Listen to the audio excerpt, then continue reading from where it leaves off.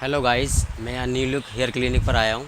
मैंने इनका video YouTube पर देखा था और मैं भी अपने बालों की वजह से काफ़ी परेशान था, तो मैं यहाँ पर अपने बालों में नया पैच लगवाने आया हूँ। मिलते हैं इस वीडियो के बाद, आपको दिखाऊंगा मैं मेरा पैच किस तरह से लगाया गया है और उसके बाद मेरा जो न्यू लुक आएगा उससे मैं आप लोगों को सबको मिलवाऊँगा। Thank you guys.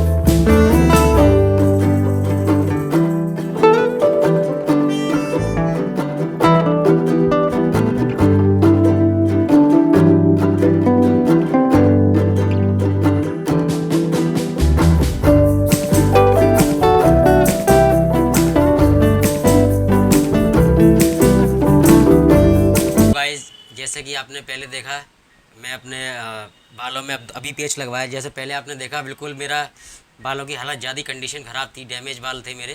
तो मैंने जो न्यू लुक लिया है, तो अगर आपको भी ऐसे ही लुक चाहिए या कुछ और आपको लुक चाहिए जिसमें आप कंफर्टेबल हो, तो आप यहाँ ज़रूर आइए, भैया के पास आइए, न्यू लुक हेयर क्लिनिक पे।